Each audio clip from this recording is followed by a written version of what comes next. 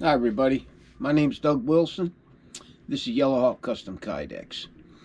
I got a few sheaths to show you, orders from clients, and two of these are tops knives. One of them is a Work Tough Gear knife designed by Chris Tanner. So you guys stay tuned. We're going to check these out. I'll tell you a little bit about them.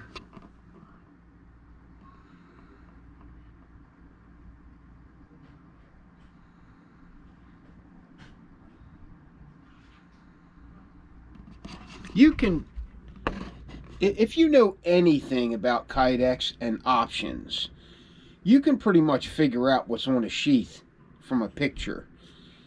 But as far as how it functions and how many ways to carry it and how many ways it functions, you can't tell that by picture. You can't look at a picture and tell. You got to actually own the thing or talk to me about it. So what you see in a picture of a Yellow Hawk custom sheath is usually not everything that's there. There's usually more involved in it, or more involved to it, So you guys stay tuned. We'll talk about these and we'll be right back. All right. These two sheaths here are identical, okay? They're made the same way, but because they're different knives, they look a little different. Just a little, not much. So we'll start with the, so I don't get it wrong, Wild Pig Hunter. The Tops Wild Pig Hunter. Tops has a knife for everything. They even got a knife for going to the bathroom. They got a knife for driving down the freeway. They got a knife for climbing Mount Everest. They got a knife for everything, right? They got to have 1,000 different designs, right? It's hard to keep up with Tops. But this is the Wild Pig Hunter. Really sleek, pretty comfortable handle. I mean, I don't go in for ridges like this, okay? Because when you're using a knife, say you're feather sticking, and this is not a wood style knife. This is not a bushcrafter. It's not a hunter. This is a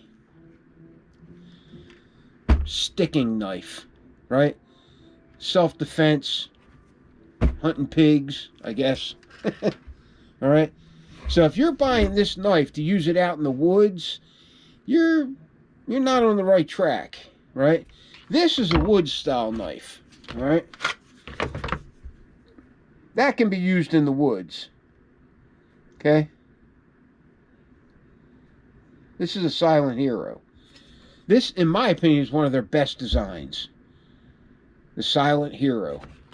We do a lot of sheaths for this knife.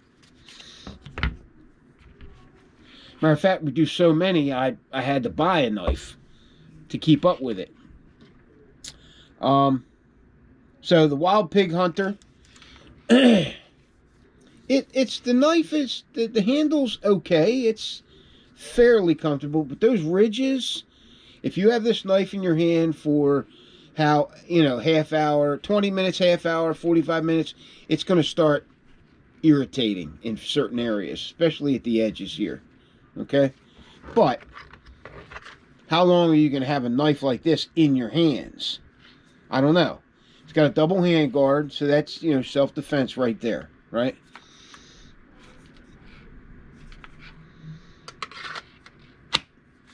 And there's the sheath system. Now this Kydex, this black brick Kydex, I can get this really thick, right? I can buy it very thick, right? Their 0.125 thick Kydex in this particular pattern, this black brick or any of the I'm sorry, black basket weave. This is basket weave. I call it brick. It's just a habit. All right, black basket weave.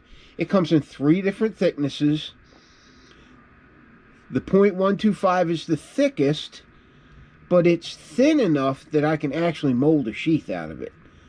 Some 125 is way too thick. You just can't get decent definition out of it. Plus, it's just, you really don't need that thick of a piece of Kydex for a knife sheath.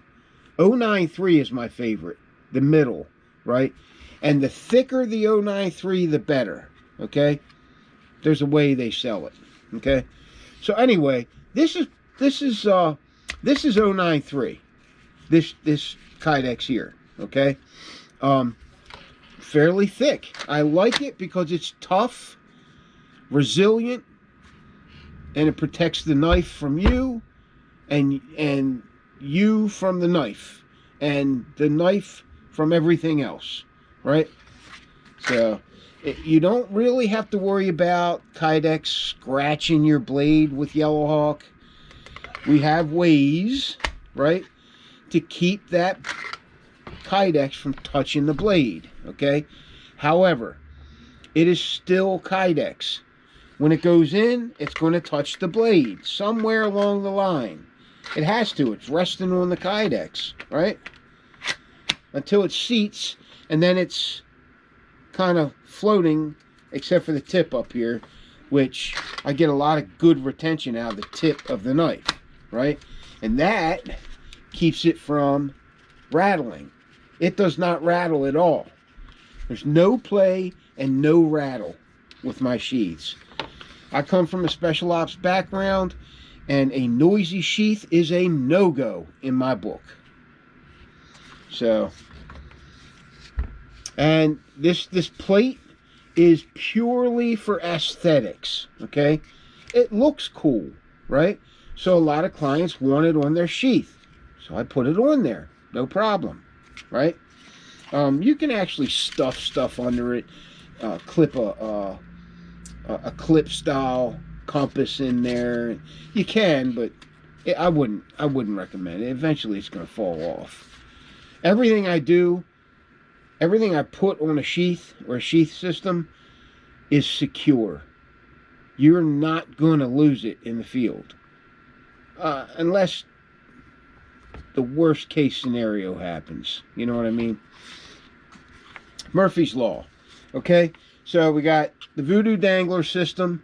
This is a really innovative system for affecting a dangler carry, because you can put it wherever you want. You can angle it however you want. Okay? And the only thing I suggest is make sure you check your screws once in a while. I don't use Loctite on sheaths. And the reason I don't is because I want you to be able to take things off and put them back on. Okay? The only surefire way of keeping something on a sheath is to screw it on there. That's the only surefire way that you won't lose it. All these quick clip systems that are on the market, guys make, eventually you're going to lose your piggyback or your knife or whatever. Okay, I've been down that road with the quick clips. I do a quick clip system myself that works pretty good, but if you want it for that convenience sake, then I'll do it. You know what I mean? It's convenient. But if you're going to be doing some hard charging in the field, I suggest you have me hardwire that sheath, that piggyback sheath, into the sheath. That way you cannot lose it. Alright? Just an opinion. And then combat lock belt clip on the front, on the back. Right? It's canted, so you get that, you know, that good canted carry. This is cross draw. You can also reattach it in vertical carry as well, for like pack carry or whatever. But there it is. Scuba webbing, real thick, good stuff. I only use the best quality materials. There are cheap materials out there, and a lot of guys use them, right? You can't tell that from a photo, but a lot of guys are using the cheap stuff because producing a quality Kydex sheath that carries well and functions well with a few options on it is expensive, right? For us to build them. So, all right, so there's that one. Now you got the Silent Hero. This is one of my favorite designs, probably my favorite design that Topps offers.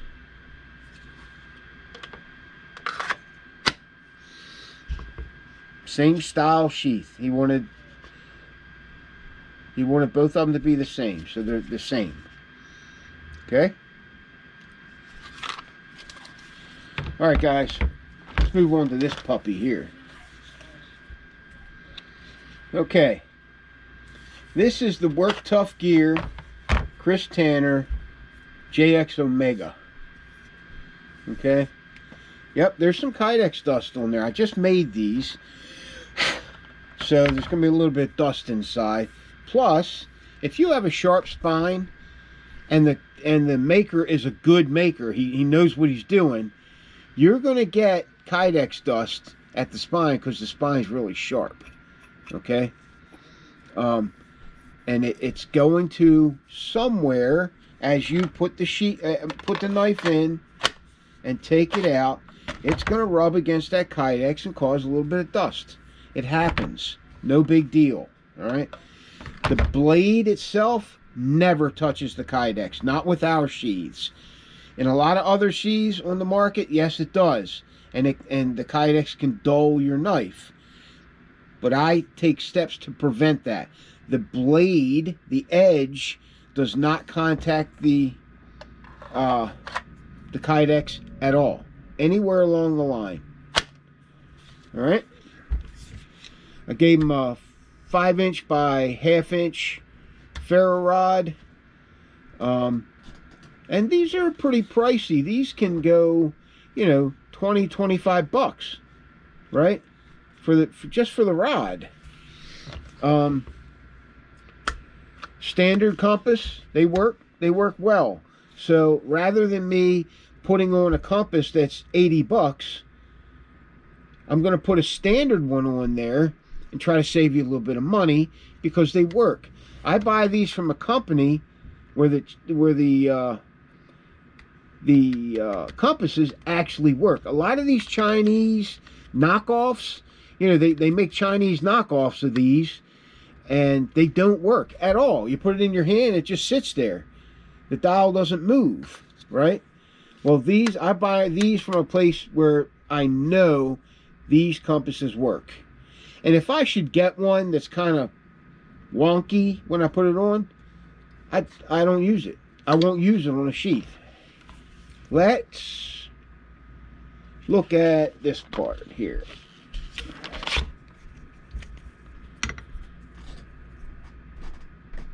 This is a fine diamond rod sharpener.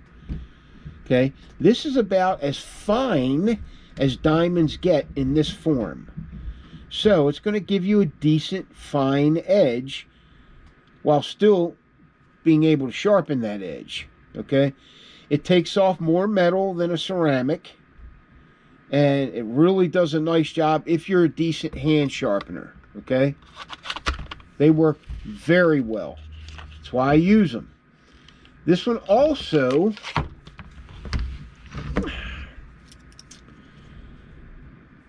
has a whistle. I put a whistle on the end of this thing.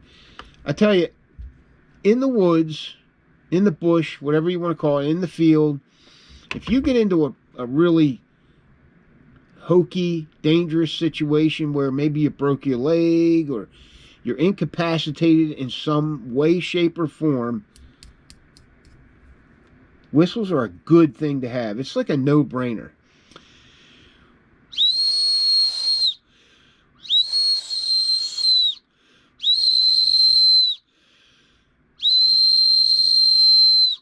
All right, it's a no-brainer. You can hear that for a couple of miles, I'll bet. All right, so Are they expensive whistles? No, they don't have to be. It's just air going over a sharp piece of plastic. As long as it's made well, right? Okay, let's put this back on here. Got something else to show you. Now hide that whistle right there, so it doesn't interfere with anything. Okay, it just sits there. All right. On the back, we have a tech lock.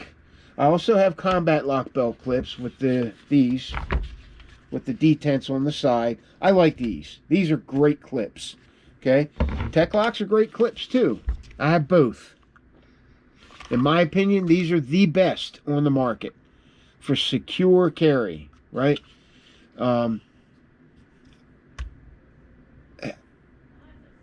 Thousands and thousands of guys in the military use these. And I always refer to the military because I tell you, gear has to be the toughest if a soldier's using it. It does. Think about it. He doesn't pay for his gear. NCOs don't pay for their gear. It's issued to them. They don't pay for it. So they don't take care of it. Generally, that's the mindset, right? So it's got to be tough, right? That's how we build them here. So that a soldier can't mess it up. Right? Okay, so flip down the bail. Pull the wings together. Pop out the dangler. Okay, now this is our Raptor dangler assembly, and you can actually use this for any sheath. It doesn't have to stay on this sheath. As long as you have a belt clip, a tech lock or a combat lock, or even a small tech lock, these will fit in there, usually. Okay, and this Raptor dangler assembly will turn any sheath, even from another maker, into an instant dangler. All you have to do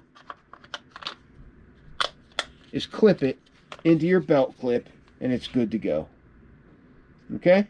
So I sell these separate.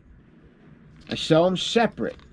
They're for leather, $32, and for the scuba webbing, I think it's $28 or $29, something like that. Okay? Takes me about 45 minutes or so to make one of these. Okay? They're really tough. This is doubled up Kydex. It's not flimsy at all. Just tough stuff. Okay? You can see the PM 101. This one's going to Chris Tanner at Prepared Mind 101. He commissioned this build for the JX Omega. Okay? So there it is. Works real well. Okay? Alright guys, that's it. Thanks for watching. If you're looking for a, top shelf, high-end Kydex sheath, give us a ring. Text me. 443-315-6033. I give you my personal number. There's no messing around. You will get a hold of me. Right? Or you can PM me on Facebook. Takes a little longer sometimes. Okay? Alright guys. See ya!